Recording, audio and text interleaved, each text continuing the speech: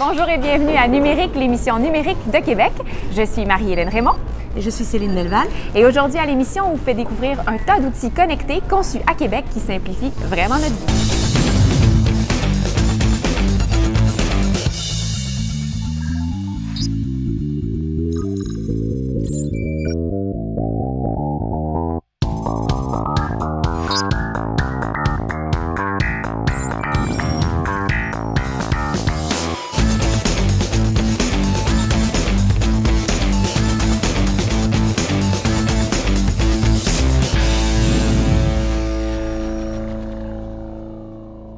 Bonjour Marie-Hélène. Bonjour Céline, ton séjour s'achève. Est-ce que tu es contente de ton expérience? Oui, je suis triste de partir, mais j'ai fait des belles rencontres dont toi. Mais il faut que je reparte à Nantes pour organiser le Web Today. D'ailleurs, savais-tu que le Web à Québec et le Web Today de Nantes sont deux festivals jumelés et que nous organisons tous les ans des échanges de délégations d'entrepreneurs. D'ailleurs, cette année, je suis venue avec Sandy Nantais. Ah, je suis contente d'entendre ça parce que c'est exactement la mission du WAC, de tisser des liens avec les cousins français, d'avoir des projets communs, de partager des connaissances. C'est super. Moi aussi, j'ai fait des belles rencontres. J'ai aussi appris beaucoup de choses grâce à l'émission numérique. Même si j'habite ici à Québec, il y a plein d'outils, d'applications, de projets qui fourmillent ici dont j'avais aucune idée. Donc, ça m'a permis une petite mise à jour. Pour cette dernière émission, nous découvrirons une application qui cartographie l'ensemble des pistes cyclables, un outil de comptabilité pour les travailleurs autonomes et bien plus.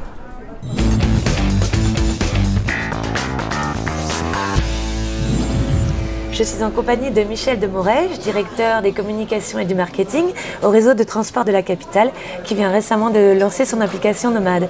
Bonjour Michel. Bonjour. Quels sont les services qui seront offerts par votre application Nomade? Justement, nous avons lancé à la population dernièrement une gamme d'outils qu'on appelle Nomade de temps réel. Cette gamme d'outils-là est composée par différents éléments. Tout d'abord, nous avons un site mobile et une application mobile qui permet à la clientèle de se géolocaliser sur le territoire et ainsi d'obtenir toute l'information sur les arrêts et les bus qui vont passer à proximité.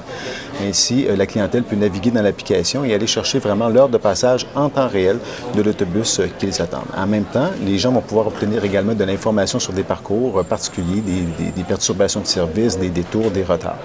Donc, ça nous permet de vraiment personnaliser l'information selon les besoins des clients. Également, s'ajoute à ça des bornes d'information qu'on va mettre un petit peu partout sur le réseau. Ces bornes d'information-là de technologie LED vont présenter également le numéro de parcours, la destination et aussi le temps d'arrivée précis des autobus que la clientèle attend. Se greffe également à ça d'autres outils, dont des écrans d'information qui donnent un petit peu plus de détails, toujours aussi sur le temps réel des véhicules, mais également sur les perturbations de service. Et comme toujours, les gens peuvent utiliser aussi le site web du réseau de transport de la capitale pour consulter l'ensemble des informations sur les horaires de passage des véhicules. En premier lieu, on offre le temps réel sur les parcours Métrobus ici au RTC, qui est quand même des parcours qui sont utilisés par tout près de 50% de la clientèle. Mais par la suite, dans la prochaine année, on va développer cette offre de temps réel sur l'ensemble des parcours du RTC. Donc vous proposez une information très précise. Comment procédez-vous pour le recueil des données? Tout à fait. Donc le principe de base, c'est qu'on équipe chaque véhicule, chaque autobus d'un GPS qui nous permet vraiment de le localiser en temps réel sur le territoire, sur le réseau. Donc ainsi, on est en mesure de connaître sa position réelle et d'estimer le temps d'arrivée du véhicule aux différents arrêts. Donc, ça nous permet de faire une information à la clientèle beaucoup plus précise et il nous permet également au niveau des contrôleurs de gérer un petit peu les opérations en fonction des différents éléments qui peuvent arriver sur le réseau, des retards, des détours, des accidents. Donc, c'est ainsi qu'on réussit à donner une meilleure information à la clientèle. Entendu.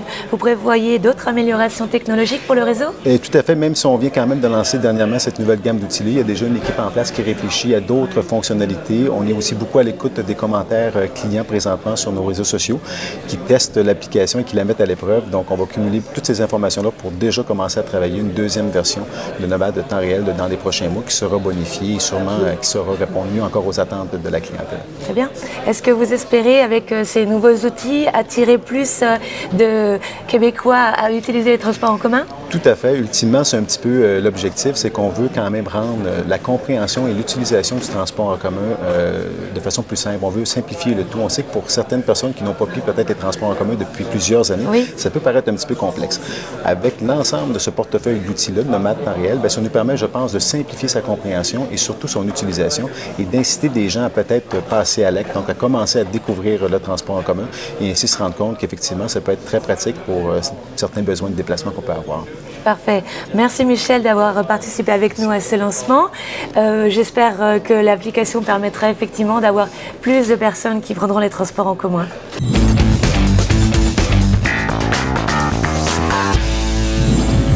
Que vous soyez des mordus de vélo ou simplement cyclistes occasionnels, en famille ou solitaires, hyper sportifs, c'est certain que l'application CycleMap va vous intéresser et je suis avec un associé chez CycleMap, Olivier Rousseau. Bonjour. Bonjour Marianne, ça va bien? Oui, merci. Toi aussi? Oui. Alors écoute, pendant cette semaine numérique, on parle de plein d'applications intéressantes. La tienne est vraiment chouette. Explique-moi comment ça fonctionne, CycleMap, en fait. CycleMap, dans le fond, c'est une carte interactive qui est sur iPhone qui contient des cyclables à travers le monde entier. En plus d'avoir les cyclables, on a également l'élévation de chacune des pistes, le type de surface, donc est-ce que c'est de l'asphalte ou du concassé de pierre, quelle sorte de type de piste que c'est, donc est-ce que c'est une piste cyclable sécuritaire ou c'est une bordure de rue qui est moins appropriée pour les familles. OK. Et je pense qu'on peut planifier notre trajet en fonction de ça, justement? Exact. Donc par-dessus ça, on a rajouté un système d'itinéraire qui va être très bientôt personnalisé selon votre type de cycliste. Donc si je suis une famille, je ne veux pas nécessairement le même itinéraire qu'une personne qui s'entraîne à vélo. OK. Et d'où est née l'idée? Il y avait vraiment un besoin, une demande à ce niveau-là? L'idée est née il y a 3 ans. C'est Olivier Carbonneau qui, lui, cherchait des pistes cyclables dans son coin. Puis il n'en trouvait pas. Il y avait seulement des vieux PDF pour s'orienter. Donc, il a décidé de commencer à développer l'application sur son téléphone cellulaire pour pouvoir l'utiliser. Ensuite, c'est devenu public dû au grand intérêt que tous ses amis voulaient aussi la même chose. Oui. Et là, tu m'as dit tantôt que c'était à travers le monde, c'est pas juste au Québec. Exact. À travers le monde, on a beaucoup d'utilisateurs qui sont québécois, au Canada, aux États-Unis. On a aussi des utilisateurs qui sont en France et en Australie, partout en Europe même. C'est vraiment mondial. OK. Et où est-ce que ça fonctionne le mieux?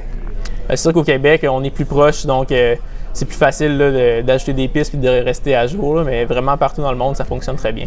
Est-ce que ça évolue justement? Est-ce que tu sens que on voit effectivement qu'il y a une effervescence pour le vélo, là, tout le monde en fait, tout le monde adore ça. Est-ce que tu vois qu'il y a plus de pistes cyclables? Est-ce qu'il y a une incidence qui... Oui, il y a de plus en plus de pistes cyclables. Justement, nous aussi, on voit beaucoup, il y a de plus en plus d'utilisateurs qui utilisent l'application. Donc, on veut utiliser ces utilisateurs-là pour améliorer nos informations, que ce soit de mieux en mieux pour tout le monde, dans le fond. Et là, l'application est gratuite, mais il y a une version premium, en fait? Oui, exact. Donc, c'est gratuit. On peut avoir pratiquement toutes les fonctionnalités. Pour avoir un peu plus de fonctionnalités, il y a la version Elite qui coûte de 25 $ par année. Donc, c'est environ 2 $ par mois pour une version Elite. Qu'est-ce que cette version-là apporte de plus? C'est plus de choix d'itinéraire, un peu plus d'informations, comme l'élévation, ça c'est une donnée qui est élite. Donc il faut être membre élite pour y accéder. OK. Et qu'est-ce que tu prévois pour la prochaine année pour CycleMap? Très bientôt, il y a la version web et Android qui vont sortir pour que vraiment tout le monde puisse avoir accès à utiliser CycleMap. Également, on a les itinéraires personnalisés selon le type de cyclistes qui sont en test en ce moment, donc qui vont sortir prochainement. OK, un peu comme le coureur qui prévoit son itinéraire. Exact. Ça va être la même chose pour le cycliste. Exact. Ah, c'est super. Bien, merci. Bravo, Olivier. Et de rien, merci beaucoup.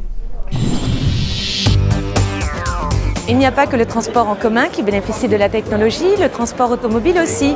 Dans la prochaine capsule, on vous présente Créaform et un bar à data. Oui, un bar à données. Créaform est un partenaire clé des industries de l'automobile et du transport et répond aux défis de ces deux caractéristiques.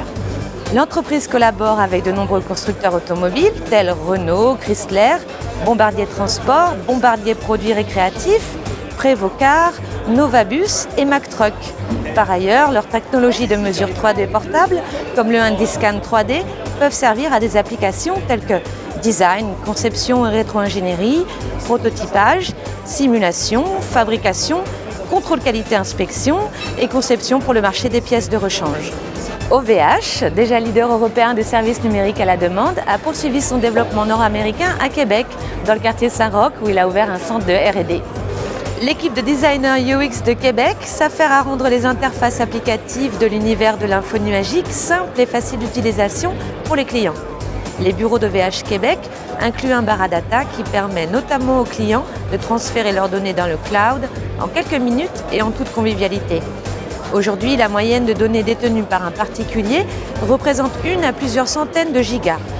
Il était nécessaire de faciliter l'accès au cloud, ce que OVH s'est donné comme mission. À propos de données, si vous êtes travailleur autonome, vous avez peut-être des difficultés à jongler avec les chiffres. Alors si la gestion financière est difficile, le prochain outil vous sera bénéfique.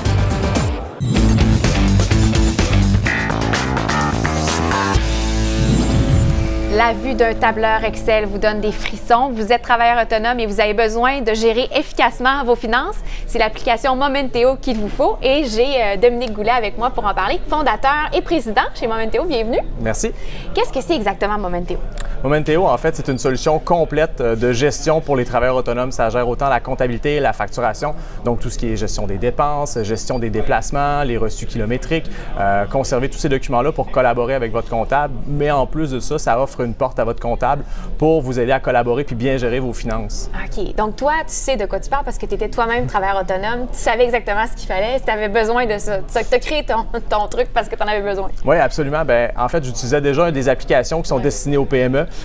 Puis justement, c'est des trucs qui sont faits pour les PME. C'est pas adapté pour des travailleurs autonomes. C'est pas le même volume de données. C'est pas la même façon de travailler. Nous, on a vraiment calqué notre produit sur la méthode de travail des travailleurs autonomes.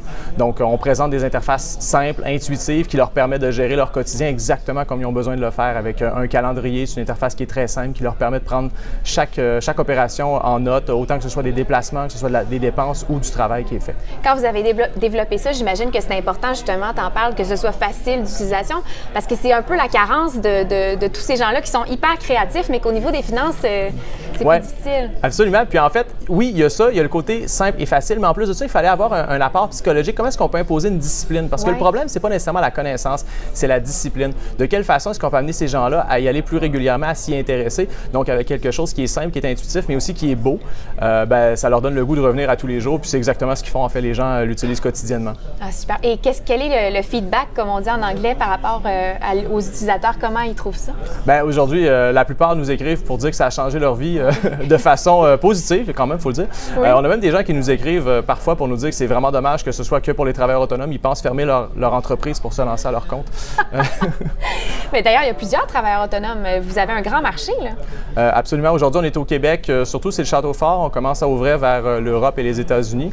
Ce qui est important à savoir, c'est qu'il y a 5 ans, une personne sur 4 environ était travailleur autonome. Aujourd'hui, c'est une personne sur 3. Puis dans 5 ans, c'est une personne sur 2 qui va l'être. Puis ces gens-là, il n'y a personne qui s'en occupe proprement dit aujourd'hui. Nous, on veut les aider à bien se structurer, bien travailler avec leur comptable. Pour le comptable, c'est important que ce soit aussi quelqu'un d'intéressant avec qui travailler. Il faut que ce soit payant, on va se le dire, là, de travailler avec un travailleur autonome.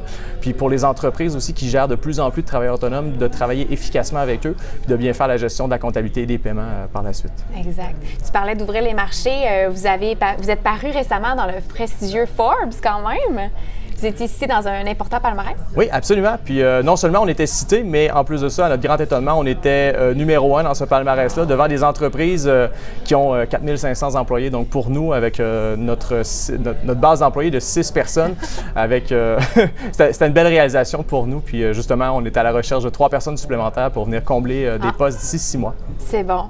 Et donc, les États-Unis, un marché qui vous intéresse? Absolument, c'est un grand marché. Si on combine les États-Unis puis l'Union européenne, il y a environ 155 millions de travailleurs autonomes, contrairement à 3 millions au Canada. C'est un bon marché, le Canada, c'est notre château fort, mais de plus en plus, on s'ouvre vers ces marchés-là qui sont florissants. Est-ce qu'il faut adapter les plateformes à ce niveau-là? Parce que j'imagine que c'est pas partout pareil, là, les finances et tout. Absolument. Bien, on travaille avec des grandes firmes comptables, en fait, pour s'assurer de la légalité et de la conformité de ce qu'on fait par rapport à chacune des lois dans ces pays-là, finalement. Et wow. Bien, ça grandit, ça n'arrête pas et ça sauve des vies. Absolument. Merci, Dominique. Merci. Chers téléspectateurs, c'est déjà terminé, mais j'étais ravie de faire cette expérience avec toi, Marie-Hélène. Moi aussi, Céline, vraiment. Et pour tous les détails concernant tous les sujets traités au cours des 4 émissions, visitez lequebec-numérique.com. Tous les liens pertinents concernant toutes les capsules s'y trouvent. Ici Céline Delval et Marie-Hélène Raymond. Et on vous dit au revoir.